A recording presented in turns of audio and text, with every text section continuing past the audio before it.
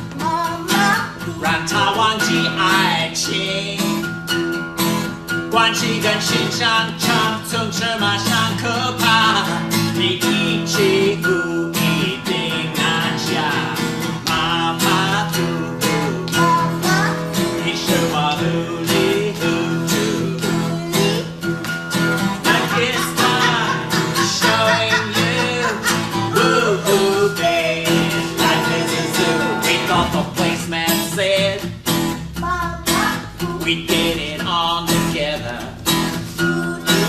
You've been a year of the horse. Me, I'm the sign of the tiger.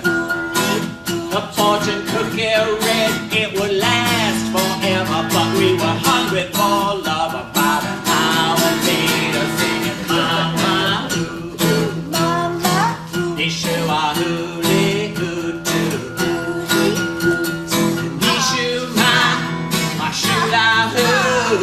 Woo-hoo, baby, life is a zoo. Hoo. Yeah, horse, horse, tiger, tiger. Hey, that's what I'm talking about. Nigga, nigga, nigga, nisha. Kaisha, nisha, hall, unroaching. Tangishana, Nesha. Pain in the pigu. My lucky star is showing you. Woo-hoo, baby, life is a zoo.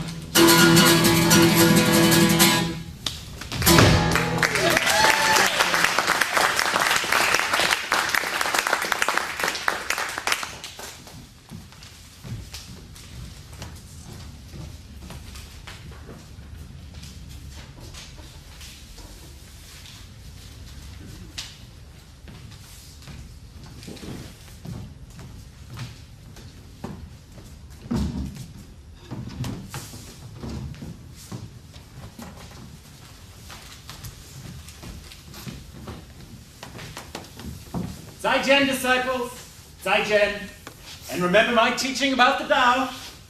The way you can say is no way, Jose, no. Do nothing and nothing will be left undone. As long as you have someone to do it for you. To do. There's too much to do in the world. I mean, the Tao is like grass and dogs. Grass and dogs do everything without any to-do. I mean, your grass grows, dies, grows again. Dogs don't make elaborate plans. No, they eat, sleep, run, play, hunt, copulate when in the mood. Sounds like a man to me. Like a man of wisdom. The sage. The sage is not humanistic. Shunran Burai. He treats all things like grass and dogs. Oh, there's another killer line. Killer because it's starving us to death. Oh yeah, now I just need one or two more lines. What was that thing I was thinking about at breakfast? Eggs are not humanistic. They are scrambled or over easy. If you can afford eggs.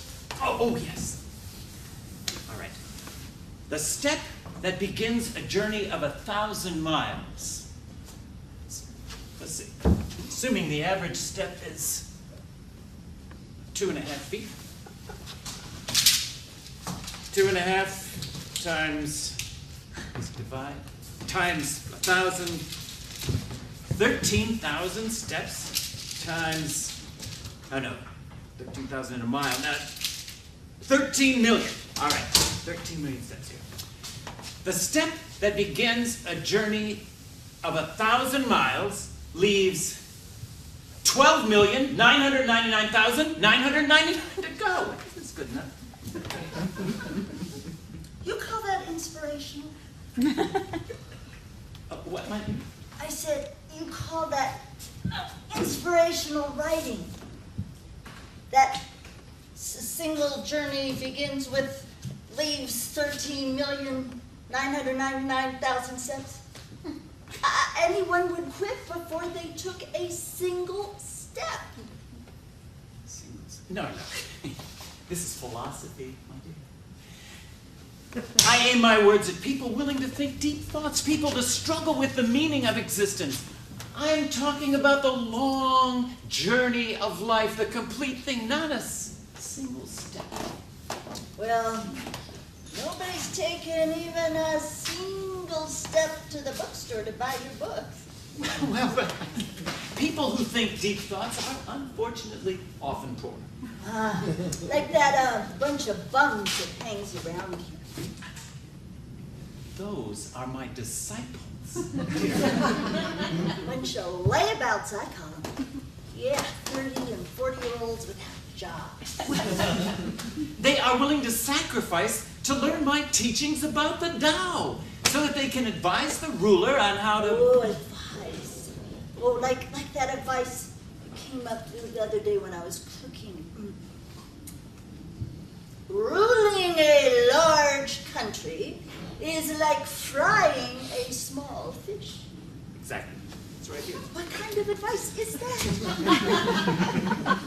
Well, I mean, it's a metaphor. When you cook a small fish, you don't stir it or flip it and flop it. You'd have eyeballs, fins all over the place. No.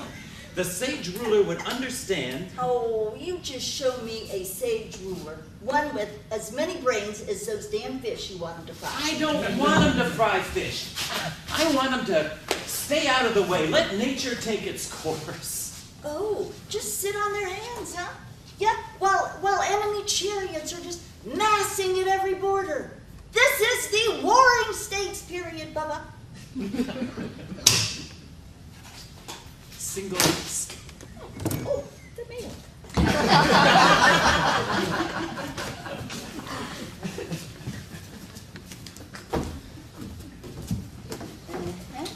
Oh, county magistrate. Taxes are due. What's he? Yeah, but look.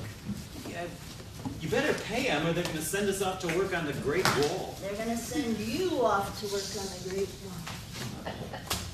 Oh, now. Lao Tzu. Lao Tzu. Tzu is an honorific that one philosopher uses when addressing another. Lao Tzu. Must be from that Confucius. Another one of those big brains. Yes. Yeah. Well, his disciples at least are getting work. Yes, but Confucius is wrong to say that man only thrives by building governments based on the models of the ancients. The great Tao is everywhere. It's in mountain forests, it's in water running over streams. My, it's even in filth and excrement. Oh, yeah, you want to get up close and personal with excrement? There's a toilet back there that is overflowing and I ain't cleaning it up this time. We'll get someone to fix it. What? Oh, I don't know. I mean, this book is going to be published soon, and hey, let's see what Confucius has to say. Hey, look at this. He likes the chapters I sent him, and he's going to take them to his publisher. For 15%, I suppose. 25. He's got a bigger brain than I gave him credit for. But it's worth it. The reviewers are calling those analects of his an instant classic. Why, he'll write a blurb for the cover. How about this? Confucius say, Lao Tzu nail the Tao.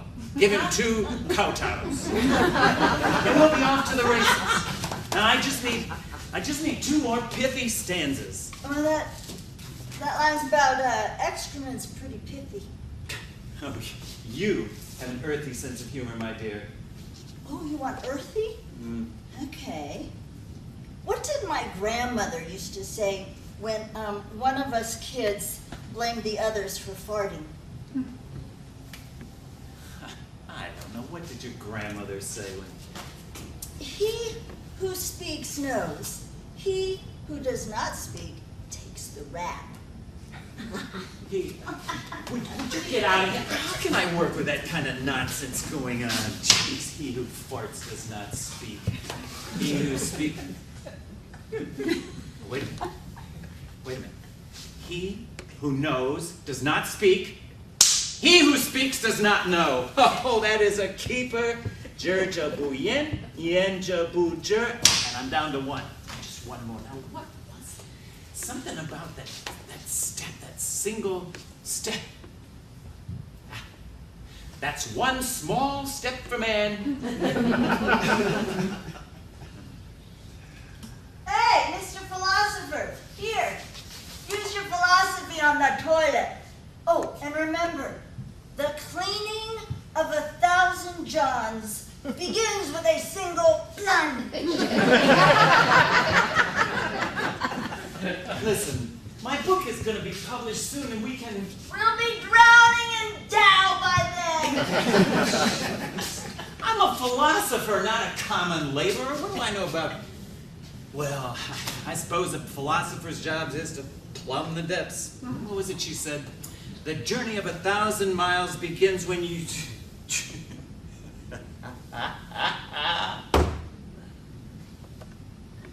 The journey of 1,000 miles begins with a single step.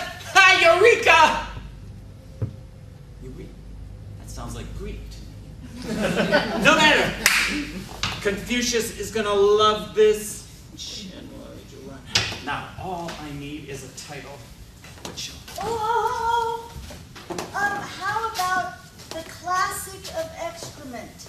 The Juyu Ching. They'll stand in line for that one. The doo-doo ching. What does a woman know about philosophy? Doo-doo! Doo-doo, doo-doo, doo-doo, doo-doo. Do-da, do-da, do-do-do-do-do-da. The Tao Te Ching! Ha! All right, dear, I'm off to the publisher. Bye, Jen. I'm frying some fish. Don't be late.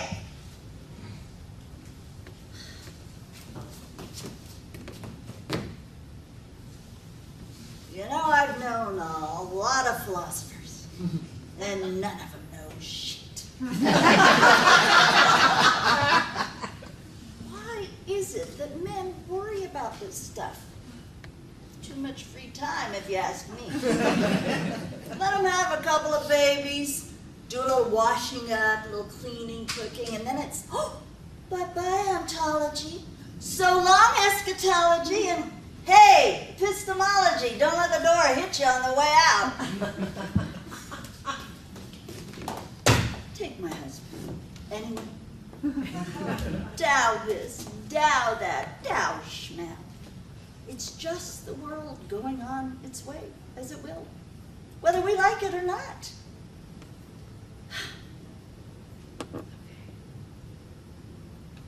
Knock, knock. Who's there? Phyllis. Phyllis who? Philosophy is very simple. Knock, knock. Who's there? Axis. Axis who? Axis, therefore I am. See, pithy.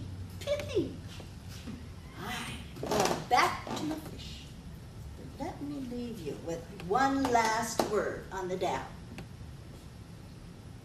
Say knock, knock. Knock, knock. Who's there?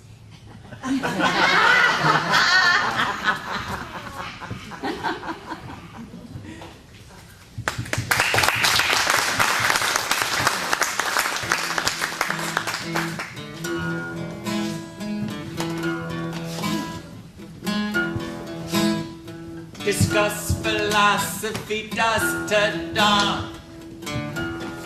At the end of the day, no way to say who's right or wrong. Right or wrong.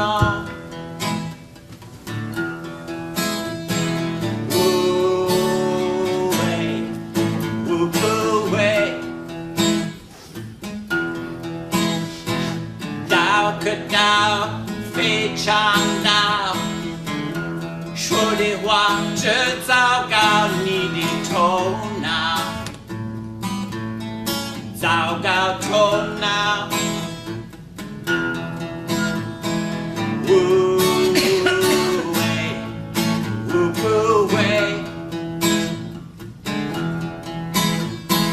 这叫不言，言叫不遮。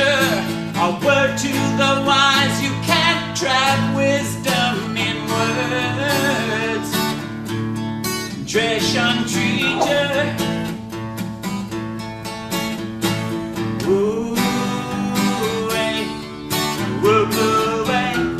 ，hey, just stay still. If you let the world go round, you know it always will, always will. Woo away, woo away, hey. 这叫不言，言这不言。The journey begins out there beyond the highways end. Highways end. Woo away, woo away. 记着迷远，记着迷笑。It takes little or nothing to walk the dial. 记着迷笑。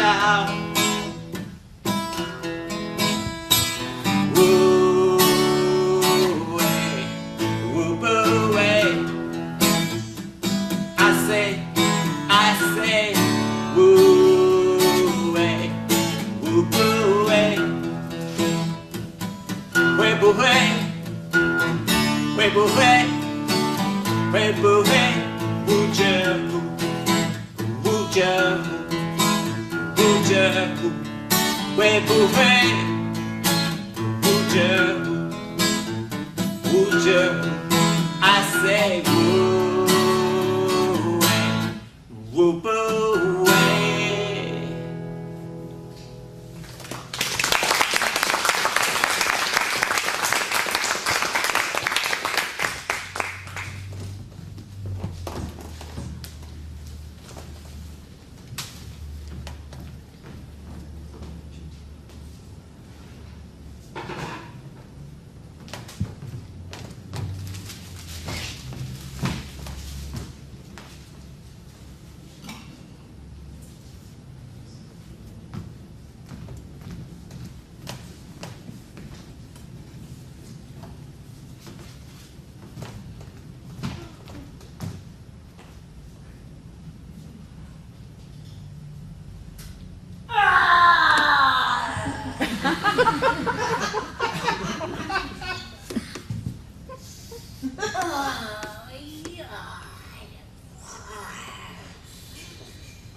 Doggy stretch, kitty stretch, bear stretch. Delicious. Hibernation. That's one good thing about being a bear. Settle down for a long winter's nap. All warm and cozy in this luxurious fur coat. I love this coat.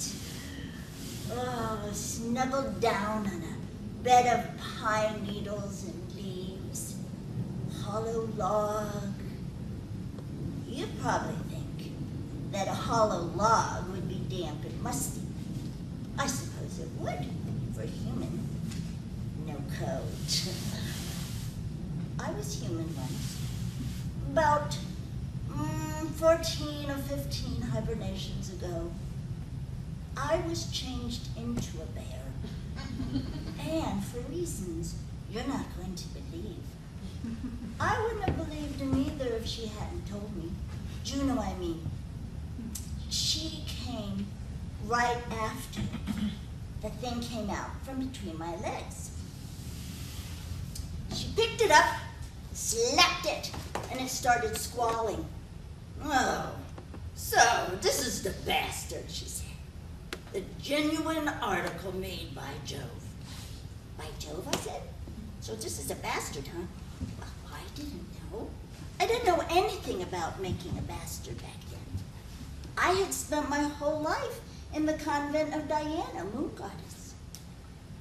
But since I've been a bear, I put 2 and 2 together. There are 2 kinds of bears. One's a girl like me. The other comes sniffing around soon after we wake up in the cool weather. Oh, there's one now. Shoo! You see this paw? I'm gonna knock you on your bare ass so fast! He'll be back. My cousin. They like to come sneaking up behind you, grab ya, go bump, bump, bump. Next thing you know, bastard. There was Juno, hollering about her husband, screeched like a crow, called me all sorts of names. Bitch this, bitch that. Her husband is Jove. Now, I had heard about him from the rituals. Not very nice stories. I didn't know then that a husband in human was like a bear that comes sniffing around. But my crimson spring had only just begun to trickle, and I had only apricots where Diana and all the other girls had hands full of oranges. So,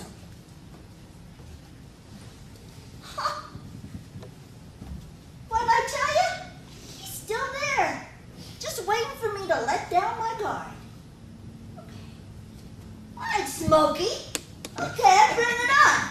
Come on, you want a piece of me? Yeah? You want a piece of me? Okay. Well, you better bring a friend, because you ain't bear enough. That's how you have to talk to them. It's so crude, I know, but that's all they understand.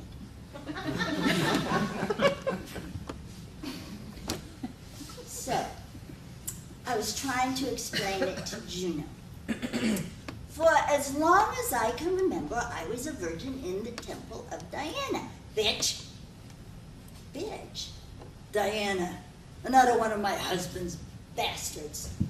Your husband makes many bastards. Why do you think they call him the All-Father? Half the brats in the Mediterranean are made by Jove. Oh. Okay, so I lived in the bitch Diana's convent. Me and all the other girls. My sisters. We would do everything together. We would bathe in the warm waters of the temple pool. We'd go hunting. Diana loves hunting. So we would all just get our bows and arrows and run through the woods, and we'd dance in the moonlight. Oh, I'd give anything to go back there. But one day, I was bathing all by myself in the pool, and I felt Diana come behind me and put her arms around me. I mean, it wasn't a surprise because she would often come and play with us. So when she stroked my body with her soft, warm hands, I felt so warm and comfortable. And then I felt something enter me where the bastard came out and the crimson spring flowed, and I almost fainted. It felt so good. And after a while, after a long while, there became a rhythm, like a dance, only more in the hips than the shoulders. And after a while, oh yeah, after a long, long while, kaboom! That's why he's called the God of Thunder, honey. Kabam! Pow! And crash! Yeah, been there, done that. Goddess, I said. I feel blessed. I turned around, and there was just a puff of smoke. Yep, that's what he does. Quickie, in and out, puff of smoke, off to boast and brag with the boys over a brew. Well, after Diana found out, she said I had to leave. She said only virgins could be in the temple. And I wasn't a virgin anymore, and I had to leave. Excuse me, but I don't even know really what is a virgin. Well, honey, it's what you ain't when you've been done like you've been done. Oh. Well, I left the convent and I came into the forest and I hunted and I gathered, and then my belly just started getting bigger and bigger, and I couldn't shoot my bow and arrow anymore. And then there came this hurting, and this real hurting, and then and I looked down, and there was a bastard wriggling in the grass with this little wormy thing where it didn't need one. Oh, honey, it needs one, all right, but I don't have one. None of the other girls has one. Oh, listen, kid, what's your name? Ursula? Ursula. You know, I kind of feel sorry for you. You seem pretty innocent, but, you know, this is a myth. And everybody knows that Juno is a B with a capital B. And I got the reputation to uphold. And if I don't change you into something, there's gonna be some cataclysmic ripples into collective unconscious. I don't understand, I'm afraid. Never mind. It's our fate. Ursula. Ursa. Bear. That's it. You're gonna be a bear. Oh, okay. I like bears. But what about this bastard? Don't worry about it. Some kindly shepherd will find it, take it home, raise it to be something. It'll be great. Who knows what, but you know what? That's just inevitable. Good luck, kid. And she began to rise in the air. Oh, and honey, hey, next time you hear thunder, watch your back. And she was gone. Well, I looked down at the bastard, and I felt this tremendous urge to hold him. What do you think? I started sprouting hair all over, and my nails became sharp, hard claws, and I could feel my nose just push into a snout, and I got heavy. And I looked down at the bastard, and I wanted to say something, but all that came out was just this growl, and so that made it cry more. I just lumbered off.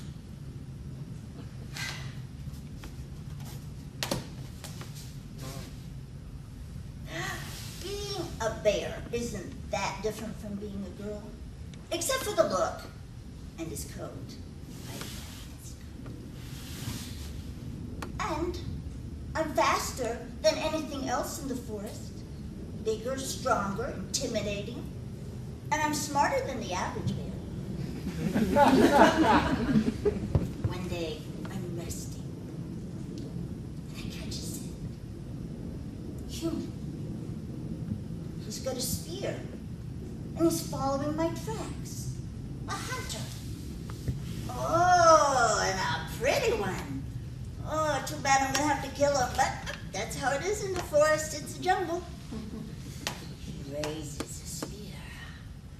Ha! You just raise that spear. Take this. Ah! He just raises it again. Miss me!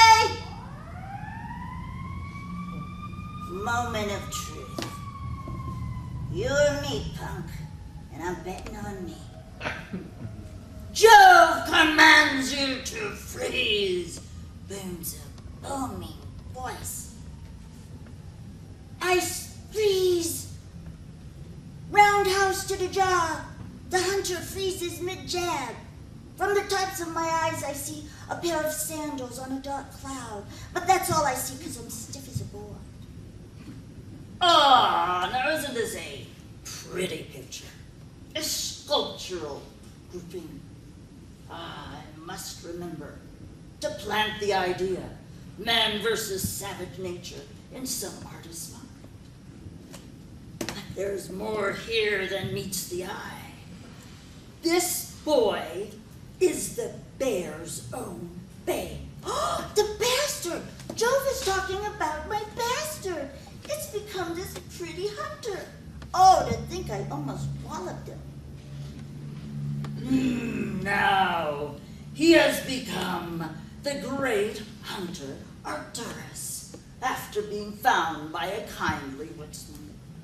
And now, mano a mano with his mother. I can't let them kill each other. Well, what can I do?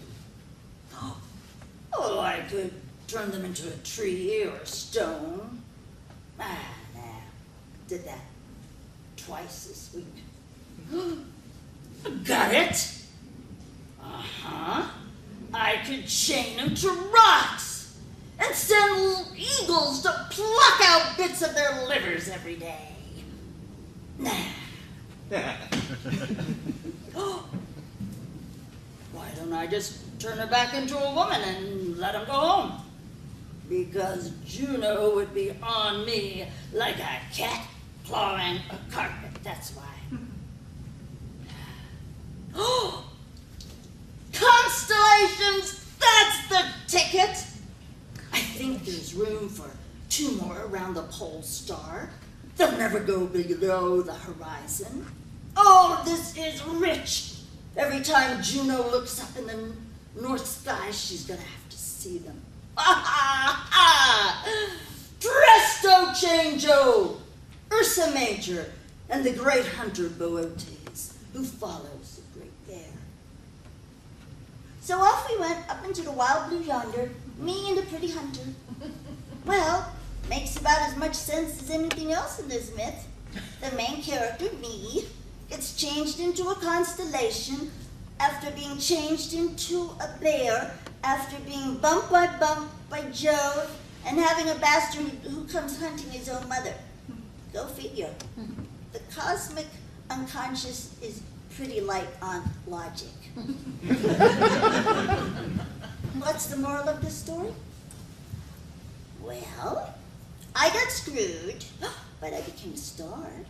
That's something everybody can believe in. And I got to keep the coat. I love this coat.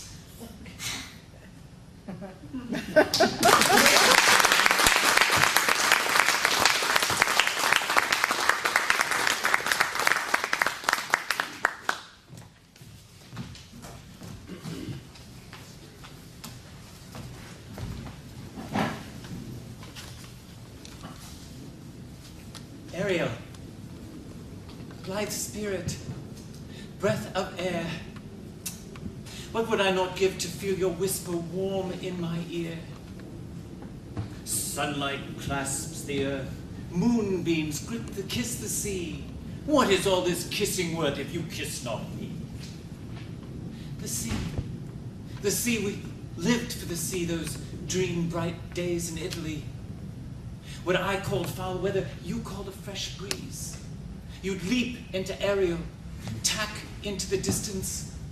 I'd watch your sail balance on the horizon between there and not there, and wonder if you were ever really there at all. Until you came running across the sand and kissed me with a wet, salty kiss and mocked my faint heart. I lost that faint heart to you when I was but 17. You were such a mess, full of politics and philosophy and pride, the mystic meaning of mountains and clouds and tiny wild flowers. How could I not love you? How could I not follow you through all the storms you stirred up out of thin air? Until until this tempest.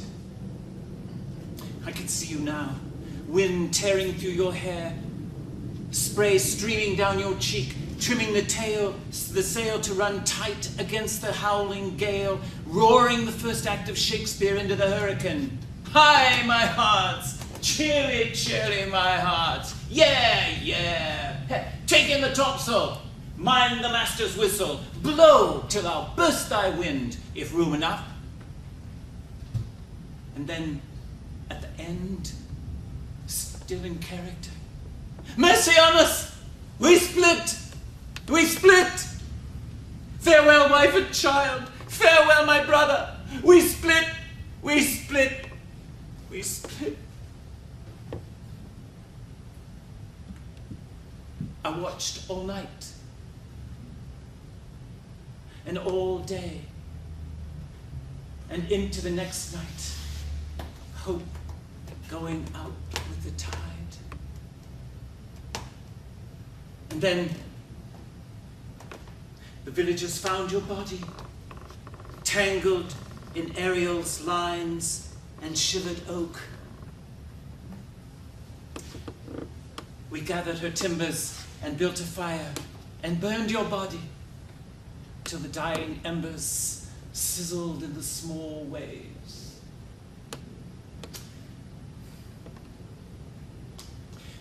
Now all I have of you is a handful of ashes and our children and your poems. The ashes I will bury beneath the weed-grown wall of Rome, as you made me promise.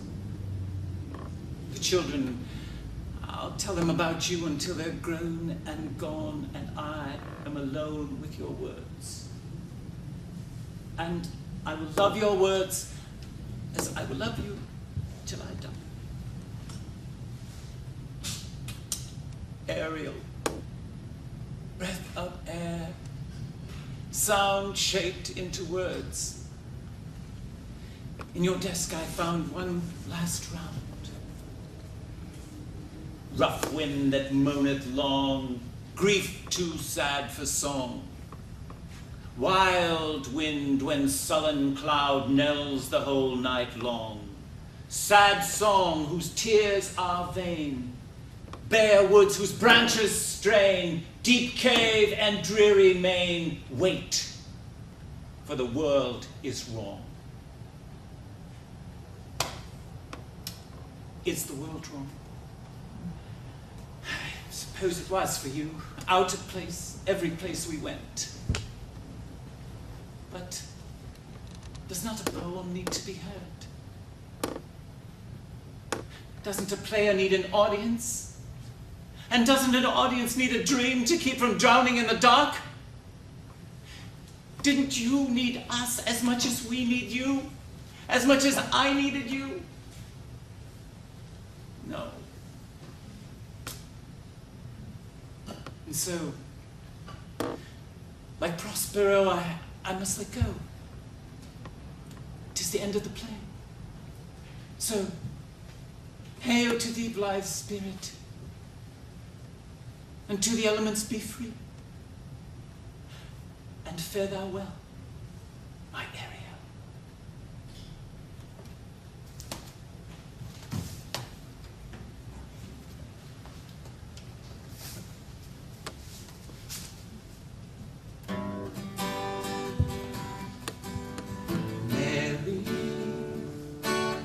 Mother of wonder, queen of the dark, quicken the dead with an honest spark. Fiction gives no answer, no word to understand. Shelley, Shelley, beautiful Shelley, jewel of the sea, bequeathed to the indifferent sand. My poor ne'er-do-well, you've broken all the rules, and now they've broken you. Sailing straight into the tempest, reaching that only for a taste of truth, and they crushed your colored glass and stained the radiance of my eternity. Mary, mother of wonder, queen of the dark, quicken the dead with an honest spark. But fiction gives no answer, no word to understand. Shelley, Shelley, beautiful Shelley, jewel of the sea, bequeathed to the indifferent sand. Gentle infidel, you scoff at all belief, but kept believing. Nature waits for us, saves a place in some forgotten Eden. But nature isn't kind, turns a blind eye on her finest, shows no sympathy. Mary, mother of wonder, queen of the dark, quicken the dead with an honest spark. But fiction gives no answer, no word to understand. Shelley, Shelley, beautiful Shelley, jewel of the sea, bequeathed to the indifferent sand. And you thought it was your words, but it was just the way you were. That was your meaning to me. Mary, mother of wonder, queen of the dark, quicken the dead with an honest spark. But fiction gives no answer, no word to understand. Shelley, Shelley, beautiful Shelley, jewel of the sea, bequeathed to the indifferent sand. Jewel of the sea, bequeathed to the indifferent sand.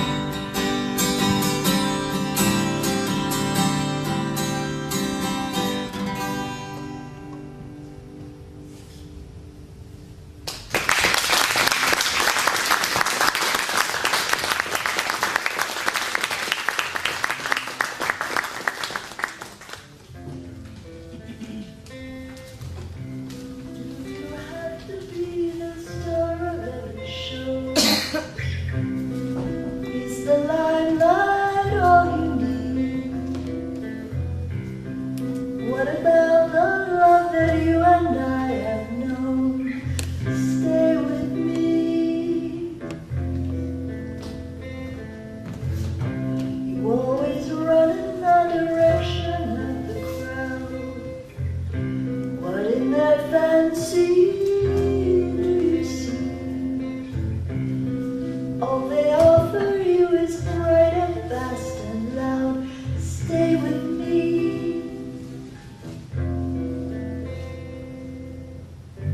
I've never gotten through, no matter how I try. I always run into the dark and reckless side of you. So go ahead and take the center of the stage. I know that's where you wanna be.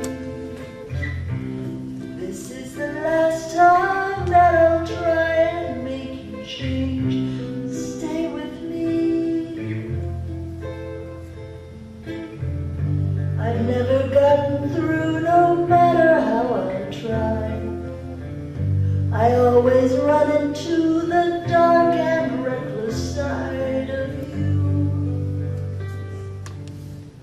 So go ahead and take the center of the stage. I know that's where you wanna be.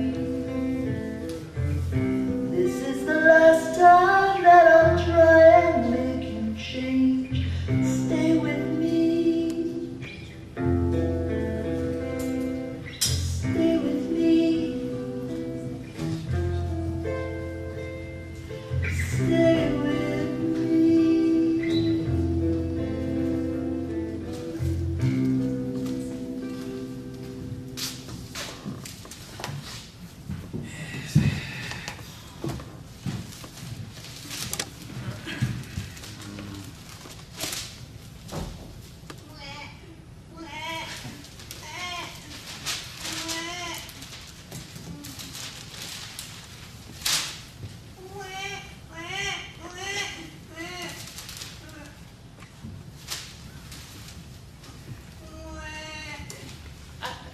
I say, is that the baby crying? I suppose so. Or the Siamese. Cat? Twins. You know, the twins. Oh, your nephews. Your nephews, no, they're at their club, I believe. Oh, just as well, really. They frightened the baby. Well, I wanted to ask you about the baby. Well, Is that the baby crying? I suppose so. Well, I wonder why. Hungry, no doubt. Yes, well, do you, No. no? Well, I wonder why not. Because I fed it an hour or two ago, and I'm dreadfully bored with feeding it.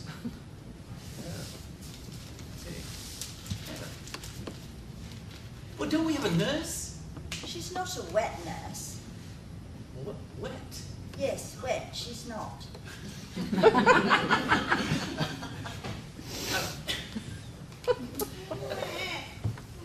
What exactly does that baby eat, anyway? It doesn't eat, it nurses. Nurses? On my breast. You're a witch? Either, actually.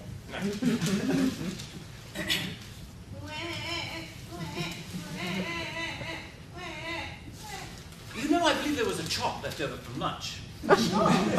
Perhaps Cook could feed it That baby couldn't possibly eat a chop. It hasn't the teeth for it. No teeth.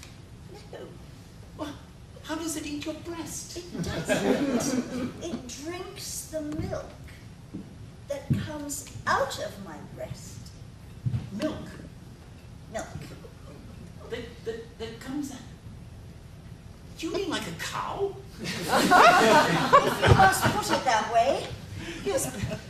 Well, I picture that baggy affair as coming a bit closer to the hind legs on a cow. What about that bitch pointer of yours? She's whelping 2 rows of puppies. Good old Fanny Fat Tip. Those pups will fetch 20 pounds if they fetch a shilling. And she's feeding them milk.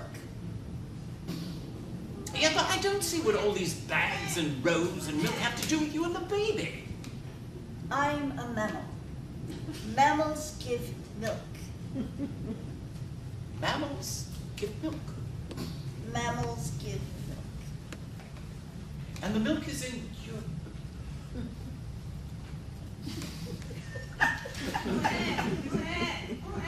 You know, it seems to me that before the baby came, we were on our tour of the continent. In Naples, Naples. I believe it was.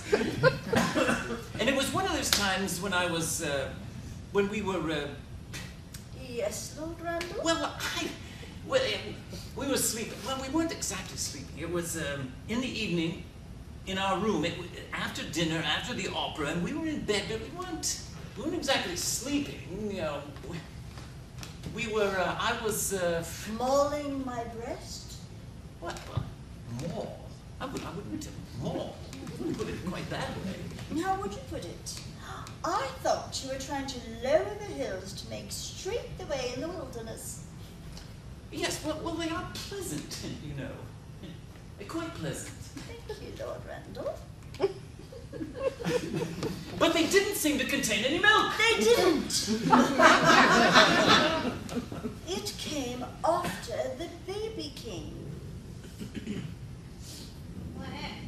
After the baby. Well, after the baby. Well, wait, you know, I had 2 of those. it's after the baby, and, well, I feel somewhat responsible. I'd like to do my bit, pitch out on the home front. Well, you can certainly try. By George, I believe I will.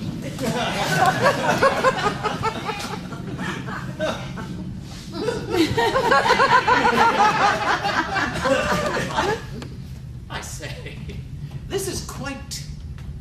Quite. It's quite. There's really nothing to it. I'm glad to help any old time. Very noble of you, my lord. Yes, well. Nobility runs in the family. Last of the line of good King Milton of the feudal era. Milton the feudal, they called him. Milton the futile. Well, he has nothing on Randall the boob. Yes, quite. Quite. Quite.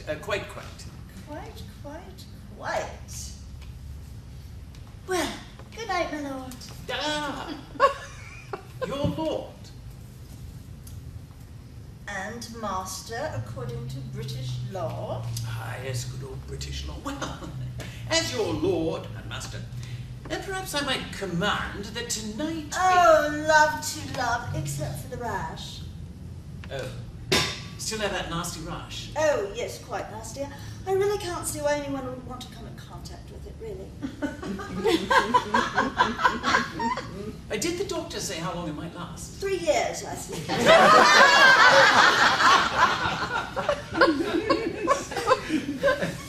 Oh, well, you know, we don't really have to. I mean, even if you can't, perhaps you could. No.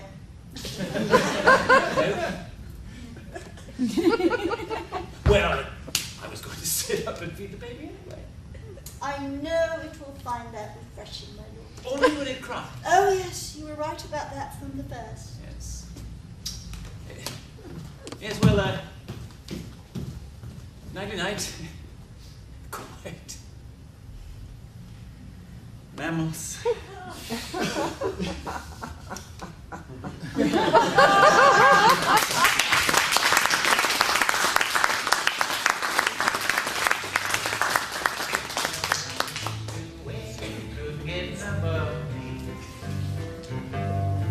Why don't you want me like the old days? You could barely wait to see me.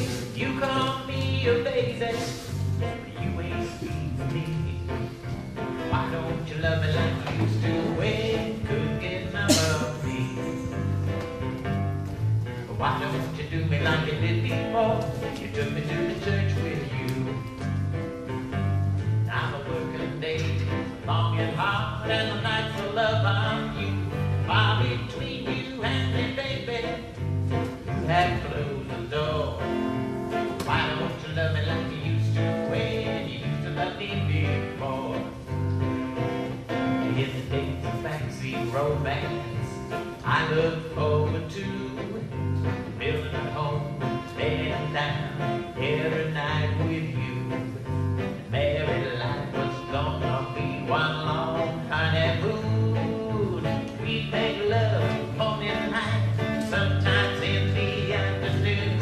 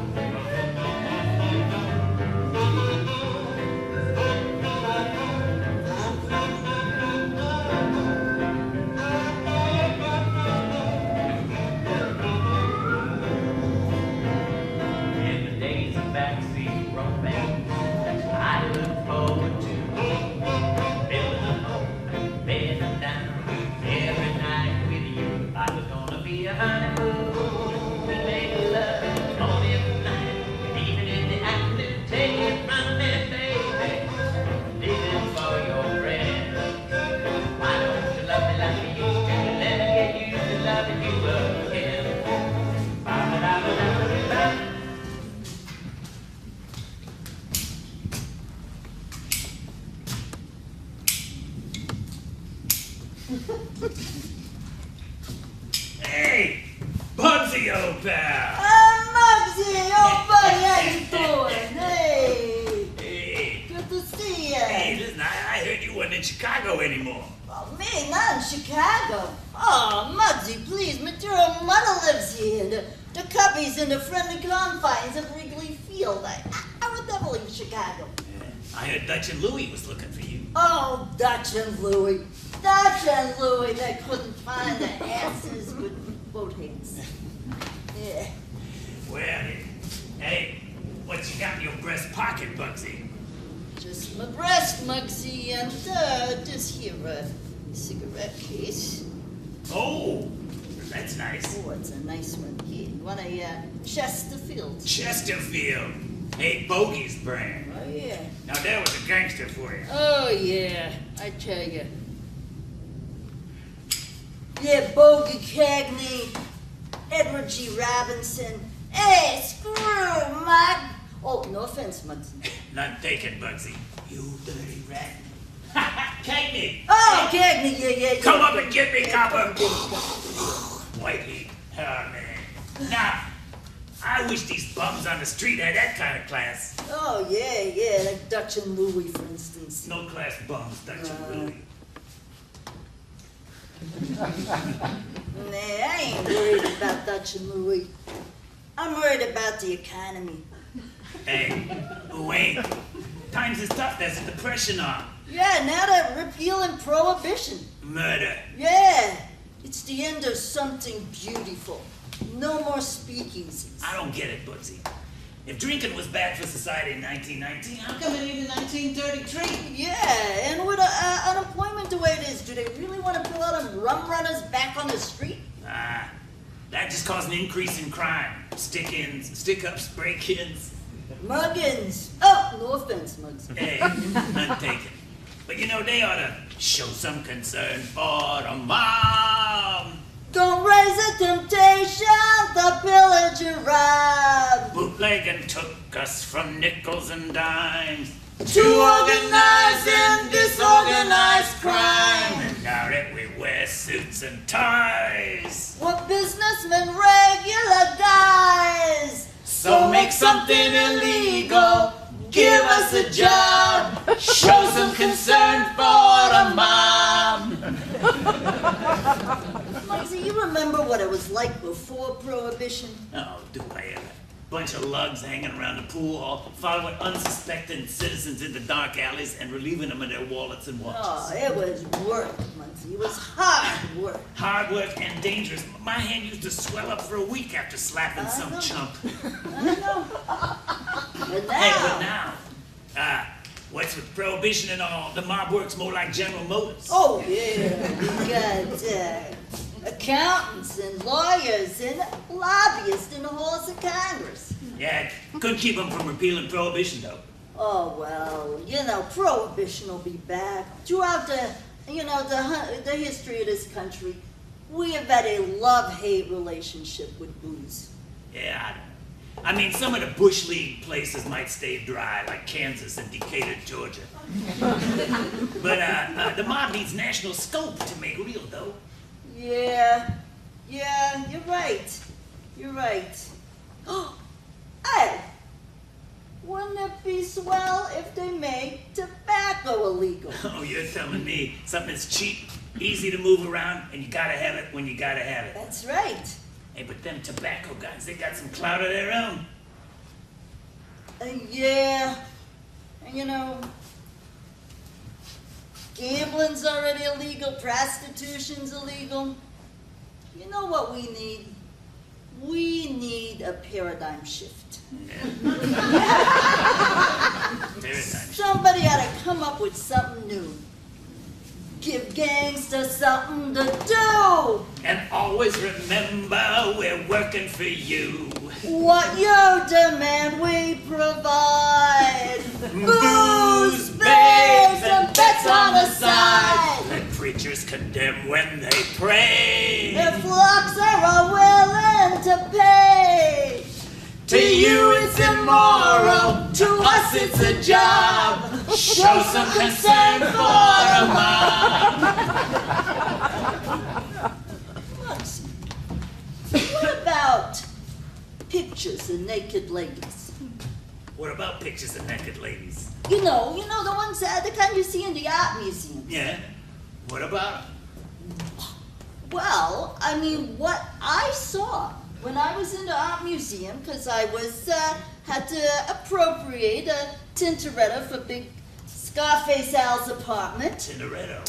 Yeah, I noticed that the guys was like lingering by the pictures of naked ladies while their wives moved on to the landscapes. So, we open a chain of them art museums. Oh, look-easies we call them. And then the guys can leave their wives at home and come and ogle to their heart's content. I don't know, there might be something to it, but it ain't like booze. Yeah, and in the short term here, a lot of the boys is gonna lose their jobs. Well, let the market do the work, Bugsy, that's what I say. I guess so. Yeah, your basic supply side theory, competition improves efficiency. We'll see a leaner and meaner mom, no doubt. Yeah, but that just don't ease the pain of the transition. Yeah, in these trying times, we could do with a little stimulus from Washington. Why should we go it alone? Elected officials will throw us a bone. Oh, we got 'em on our payroll. We're sure to stay on the dole. Something some slob says I want. And Goody Two Shoes says, You can't. make 'em pay. Take it Take away from that slob. Some concern for the mob.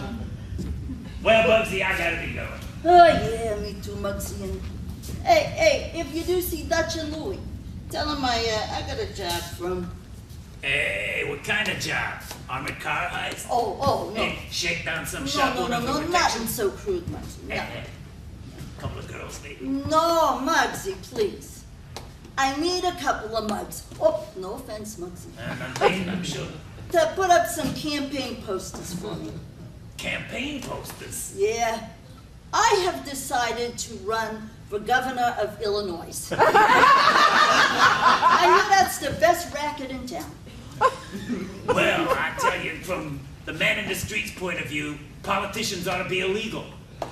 Well, you may have something there, but when politics is illegal, only criminals will be politicians. To you it's immoral, to us it's a job. Show some concern for do a good turn for the Pay a return to the get what you yearn for from the mob.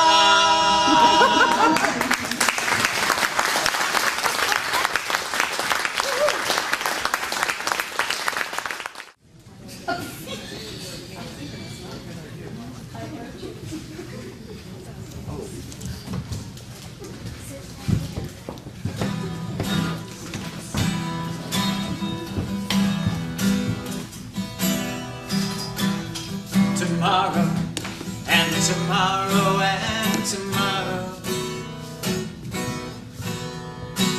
creep in this ready pace from day to day. All around yesterday's flicker in the shadows,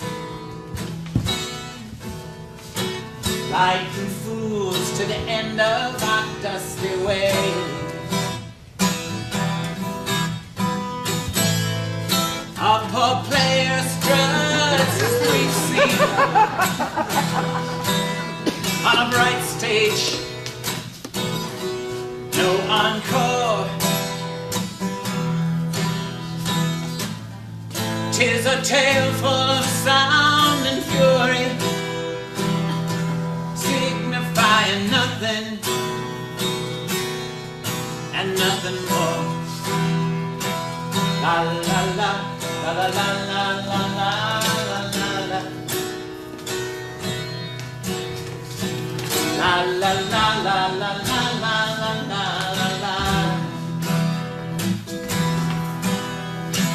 La la la la la la la la la la. La la la la la la la la la la. Mañana y mañana y mañana, con paso mezquino día a día. Ay, es peregrinas en la sombra, alumbrado el polvo de la tonta vida. Un actor pavoneó su gran escena y entonces nada más. Es un cuento lleno de ruido y furia que no significa nada y nada más. Que no significa nada.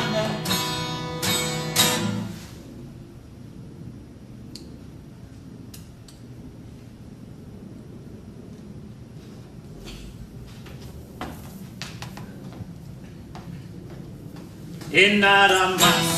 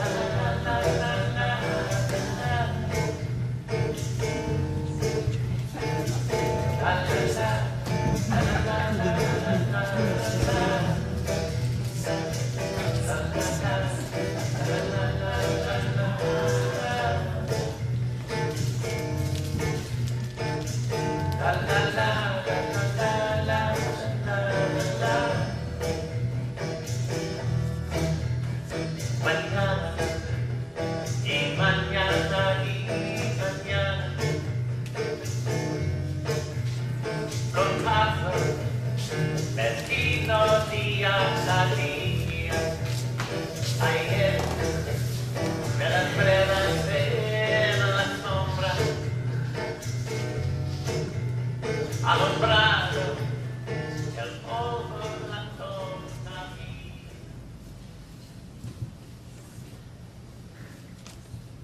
Two birds. I guess I drifted off on you there. A dream. Let's drink.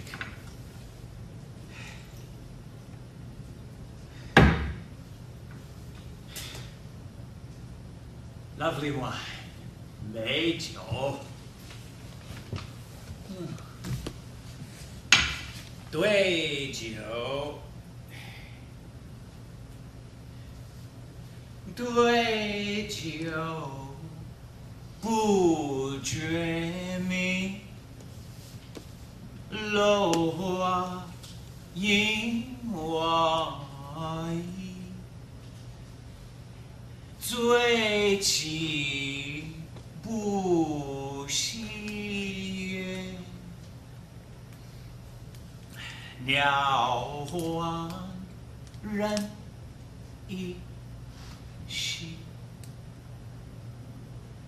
I and wine, and somehow night has fallen. Flowers have dropped, fill the folds of my gown. Drunk, I rise and walk the freshet moon. Birds are all flown, there's scarce a soul around. Thank you, thank you. Pour me a cup or two, I'll sing for you. It's what I do. Libo.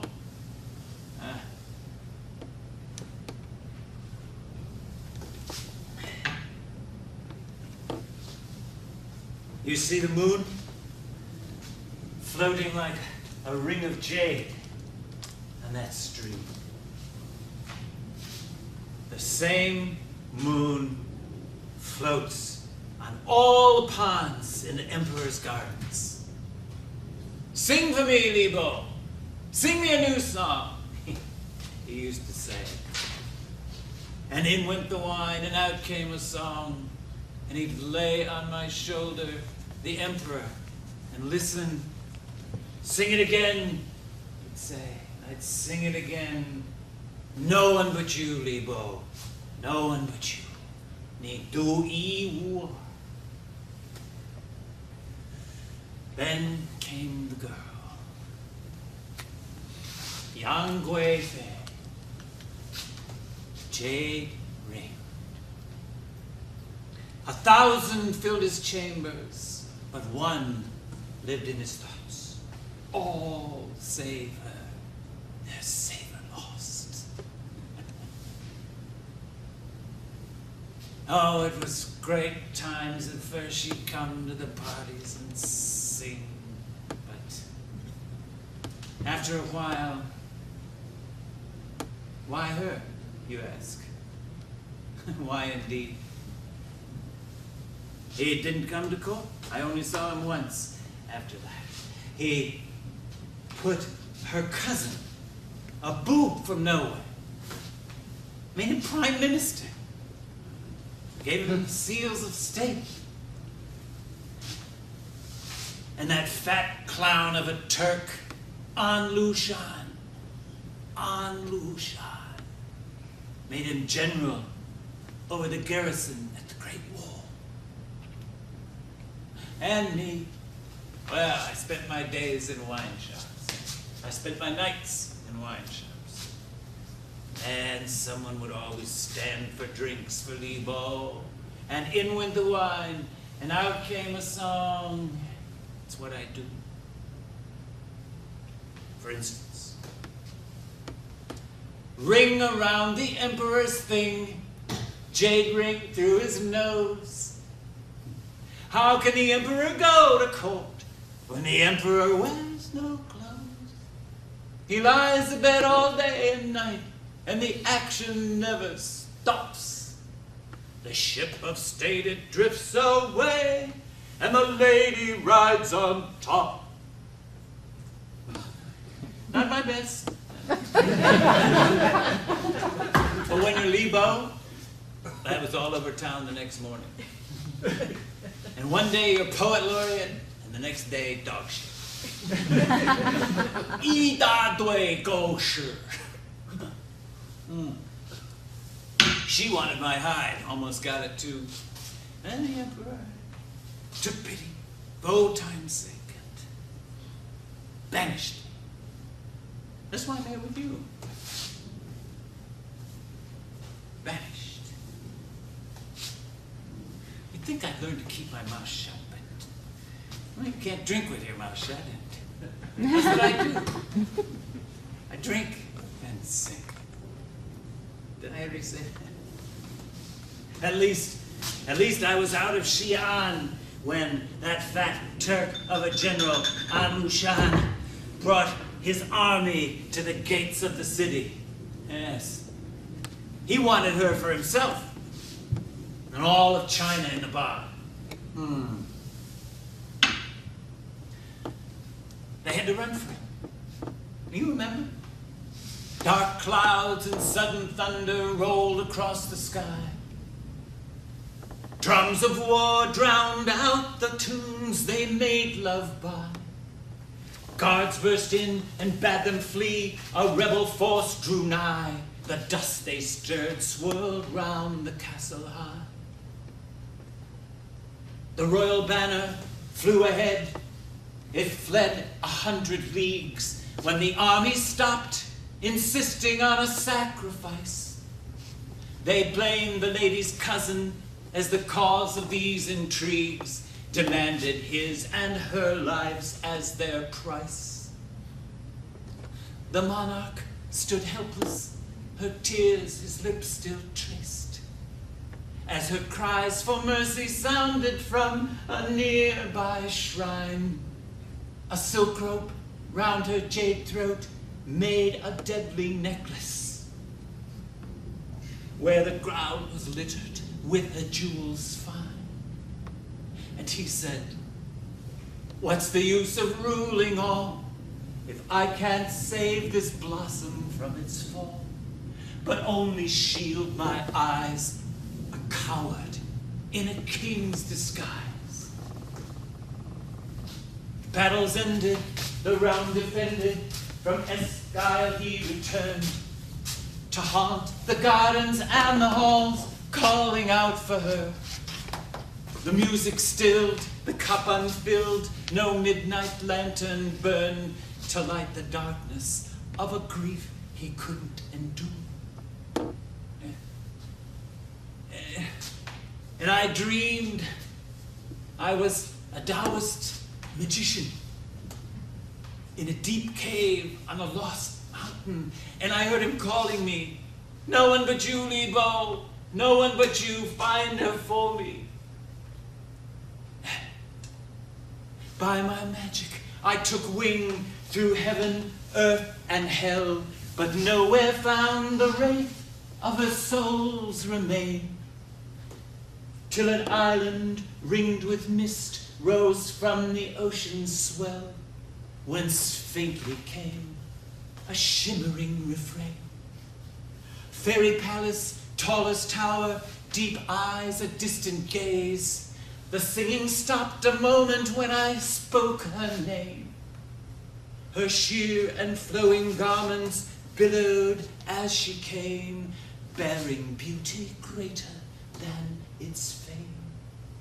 And I said, "I come from one who mourns and lingers but to know if broken love somewhere, sometime, comes to life anew." She said, "Sing, my lord, these lines, say I wait for him to follow and make whole the harmony between us two. In the air let us glide and sing, two birds that share a single pair of wings. Let us stand on autumn ground, a double tree that wears one golden crown." Well, that was the song they sang to each other. In the air let us glide and sing.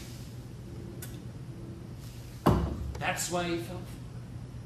He loved that song, and he thought that she could write like Lebo. She could.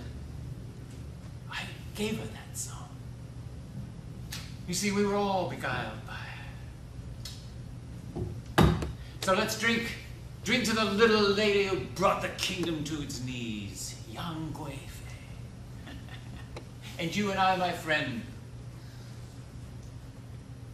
在地原为比翼鸟，在天愿作连理枝。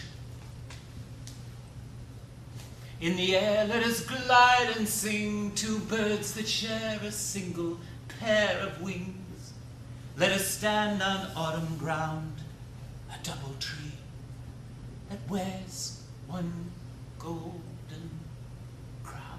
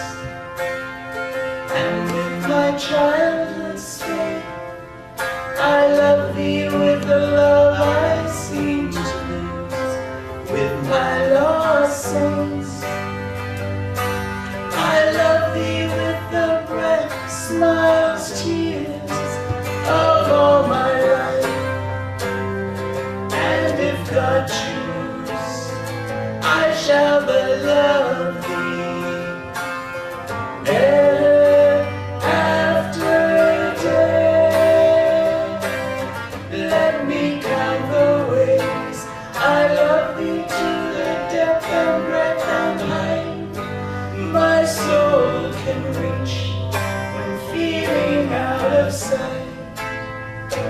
For the ends of being, let me count the ways.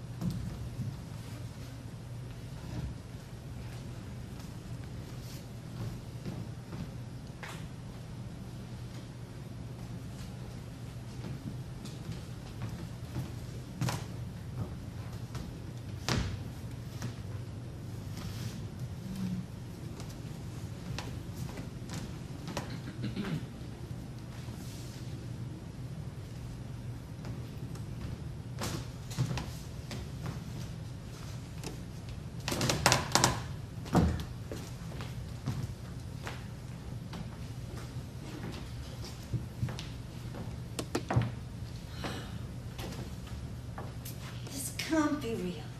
It just can't be real.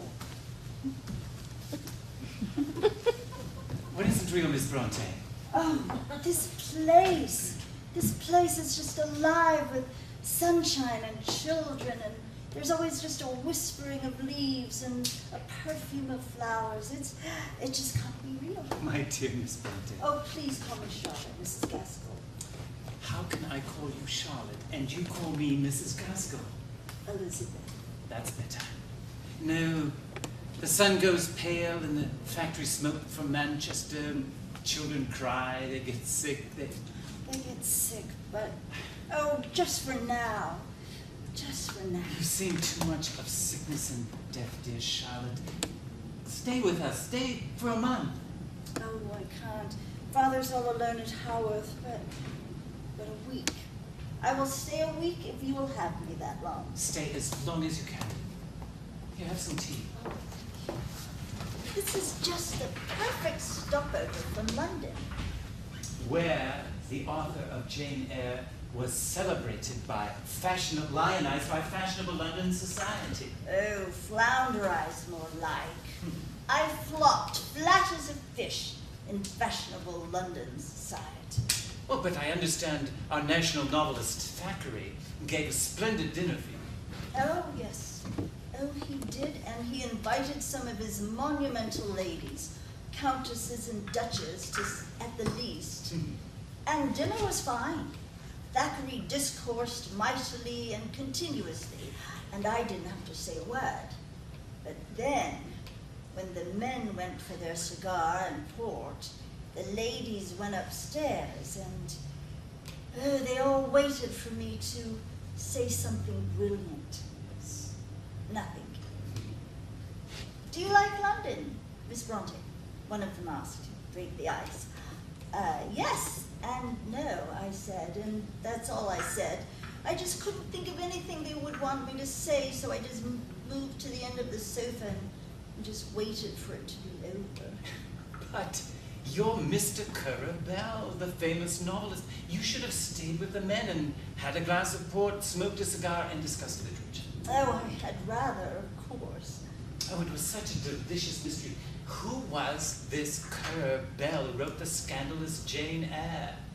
Some, myself included, speculated about a woman's touch, but no. It must be a man. What woman would take on a theme like bigamy? Oh, and who would publish a novel with a theme like bigamy written by a woman? And which of us sheltered innocents could write with such knowledge of a man's passion? I have no knowledge of a man's passion. Rochester is sheer fancy, as is Currer Bell. Two men made up by a cloistered woman. Well, you must be doing something right. Jane Eyre is a runaway success. Well, and its author mostly just wants to run away. Why? Because I'm poor, obscure, plain, and little. Such a frowsy thing. So impossibly hard on yourself. You're exotic. You're like Shelley's Skylark, a blithe spirit. Oh, a molting skylark, if a bird at all. I don't even have enough hair for a braid. I had to get a brown silk hairpiece for Thackeray's dinner. Fiasco. I never look right. Oh, but your eyes. My poor failing eyes. Would. No, they are reddish-brown and full of 1,000 sparks, amber shards, and when you speak in that impish way as you just did, a light shines through as if a spiritual lamp had been kindled behind them. I've never seen the like in a living creature.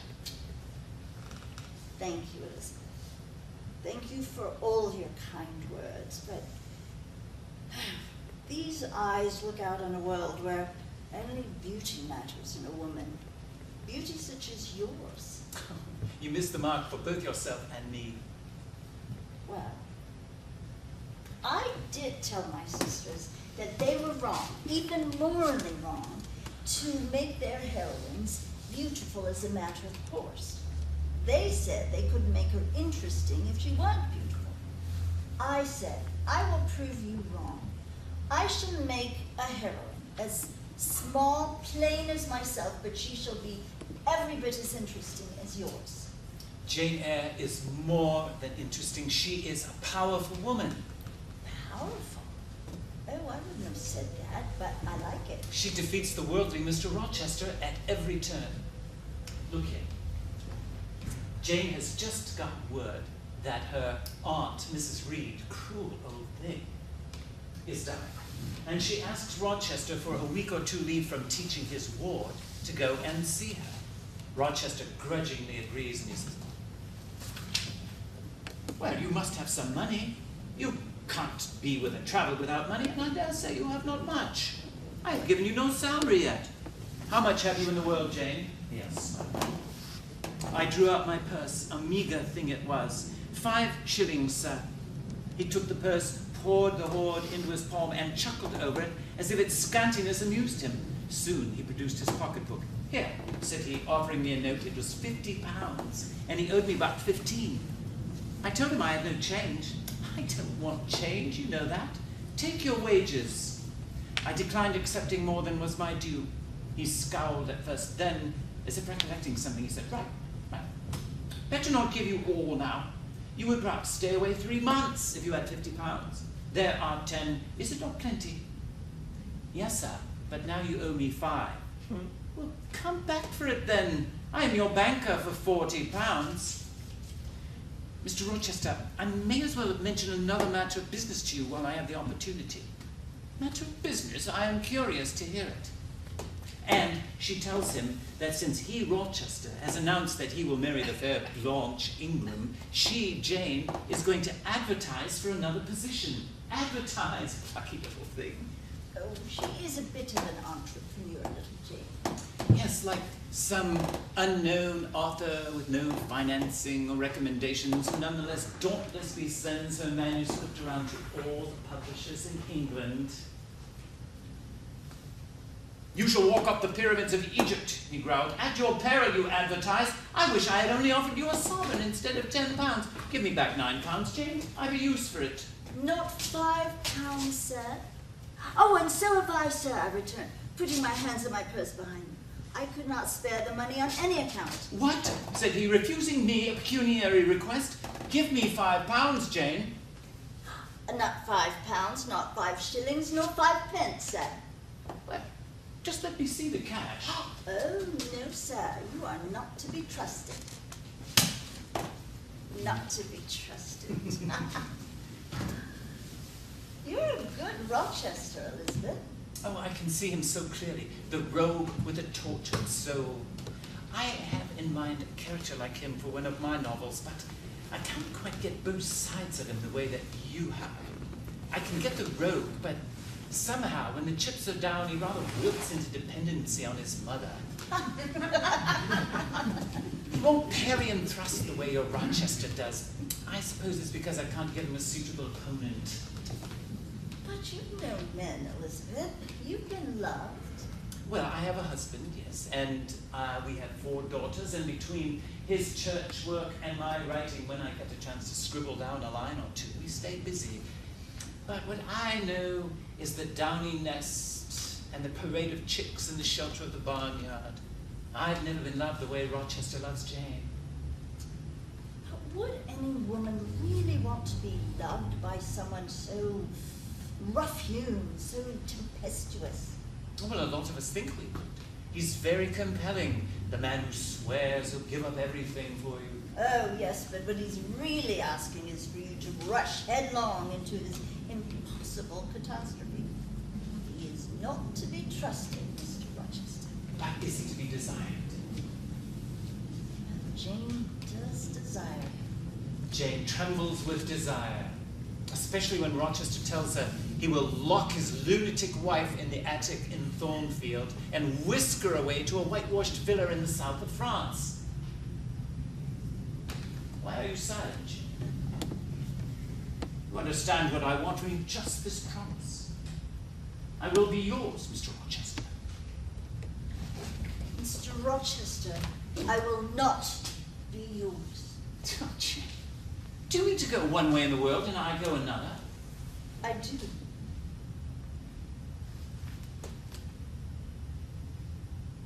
Do you mean it now?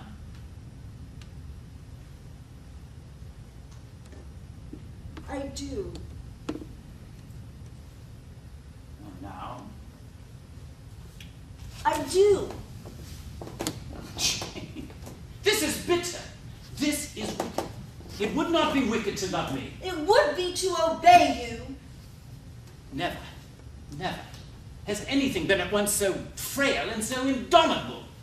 A mere reed she feels in my hand. I could bend her between my finger and my thumb. But what good would it do if I bent, if I crushed, if I uptore her? Consider that eye. Consider the wild, resolute, free thing looking out of it, defying me with more than courage, with stern triumph. Whatever I do to its cage, I cannot get at it. A savage, beautiful creature. If I rend, if I tear this slight prison, my outrage would just set the captive loose. Conqueror of the house I may be, but its inmate would escape to heaven ere I could call myself possessor of its clay dwelling place. And it is you, spirit, your energy and will, your virtue and purity that I desire, not alone your brittle frame. Of yourself, you could come to me with soft light, nestle against my heart, if you would. Seized against your grasp, you would vanish like an essence ere I could inhale your fragrance. Oh, come, Jane, come. You are going, Jane. I am going, sir. You are leaving. I am leaving. You will not come. You will not be my comforter, my protector, my deep love, my wild woe, my frantic prayer or nothing to you?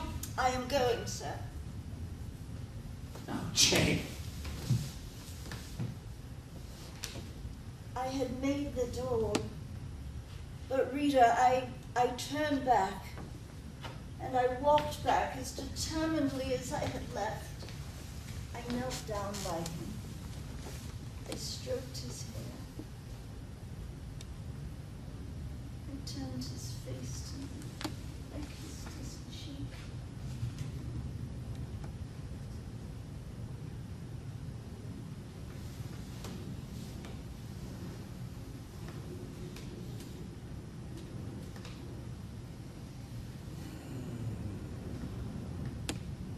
Elizabeth,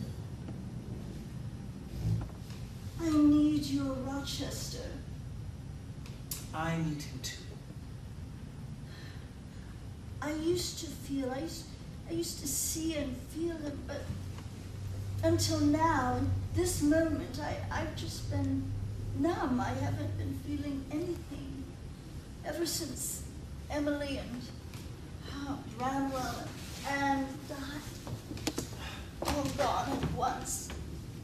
I thought writing would, but now every time I write, it's just like a child's pasteboard theater, just these characters, just are flat statues. They just come in and out of scenes, all speaking in the same voice, and they just say nothing. I thought that maybe Jane and Rochester were like that now, that Jane Eyre was just something I dreamed I had written. Jane Eyre is something the rest of us can only dream of writing.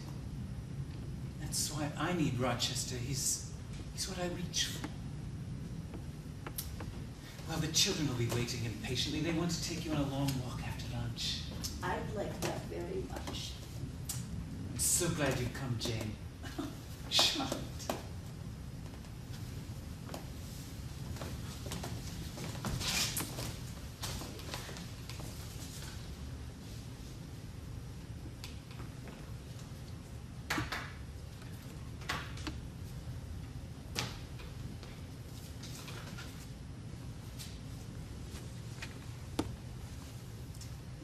Oh, where do they come from, these Janes and Rochesters?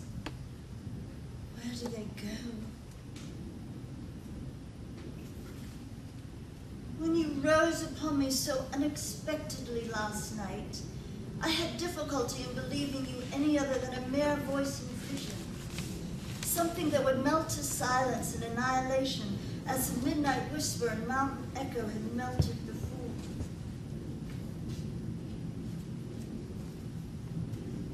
Yes, I wrote that.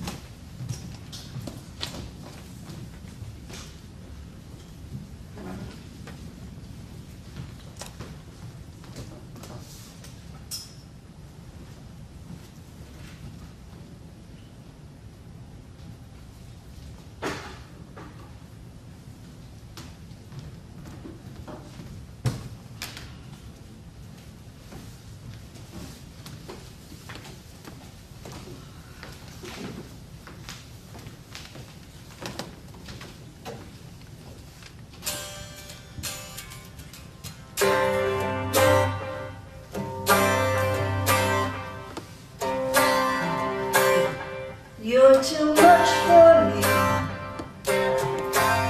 more than I can manage. So if you'll stand aside, I'll leave, contain the damage.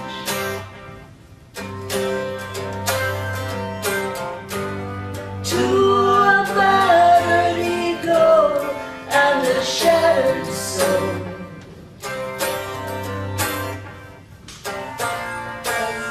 As I love you, I will go. I won't follow your lead through a twisted gothic story that gets worse the more I read. In the end, there's nothing for me.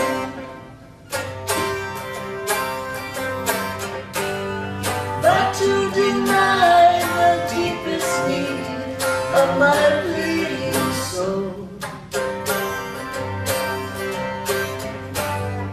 As much as I love you, I will go.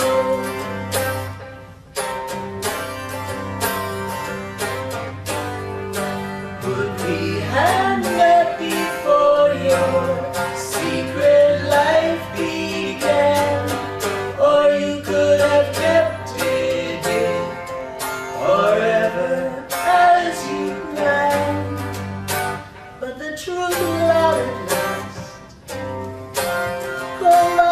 day will follow. You must melt into the past, whispering echo in the shadow.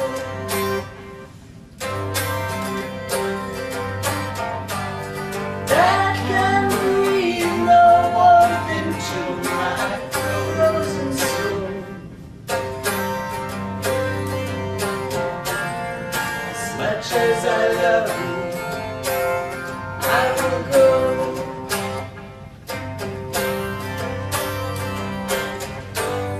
And deny the deepest need of my bleeding soul. As much as I love you, I will go.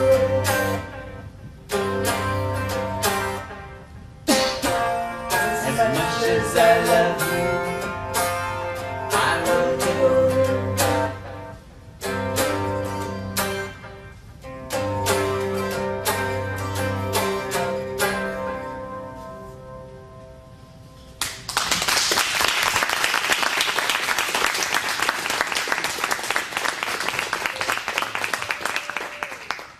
Did I hear another pop?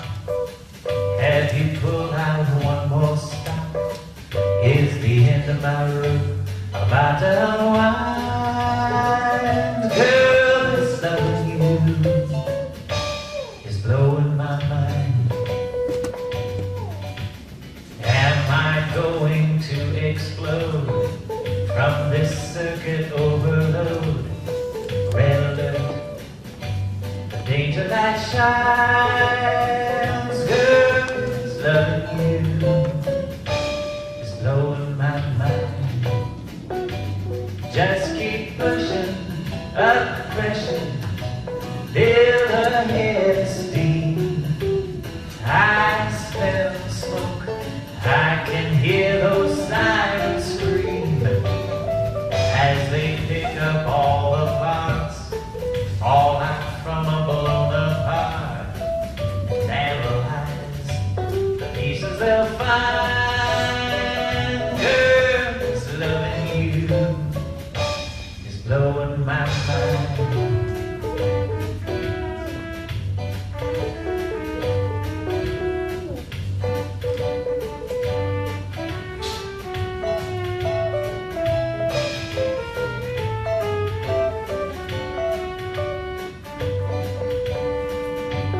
Just keep pushing up the pressure, feel the head steam.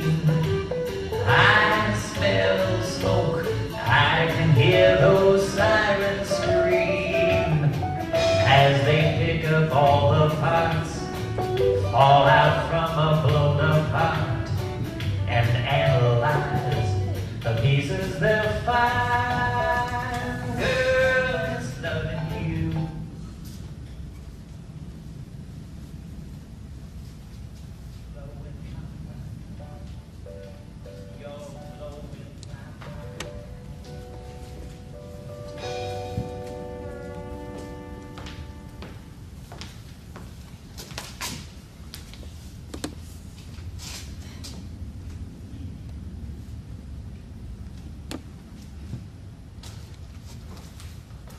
Five minutes, Scooter. Hey, you look great in those purple pants. Thanks. Dig it. But I don't know how to tie a tie. I just can't learn. Oh, here, I'll help you. Let me see that thing. I did this every day for 20 years. Got a whole closet full of ties. I got paisleys, I got stripes, I got solids like this one. So do you ever miss it? Working at the bank? You're like a toothache. I like dressing for the part, though. I like dressing for this part. Mm-hmm. Oh, okay. All right, that's how it goes. Yeah. Over, around, and then back around. Then this is so you can adjust it up and down. See? Wow, it's always been such a mystery. Now you talk about a mystery. You remember when we played those two women, and Charlotte Bronte and Elizabeth Gaskell? And I wore that skirt and that whatever it was, an overdress or a mantua or whatever you call it. Now that was mysterious. Why? What was mysterious about that? Well, that top thing buttoned up the wrong way, on the wrong side, and my fingers just don't work that way. I liked you as a woman. Yeah, a man playing a woman, playing the roguish Mr. Rochester. Jane, you understand what I want from you? Just this promise. Mr. Rochester, I will be yours. Mr. Rochester, I will not be yours. Ah, look at that. It's hard to do on somebody else. Mr. Rochester, I will not be yours. Jane, do you mean to go one way in the world, and I to go another? I do. Do you mean it now? I do. And now?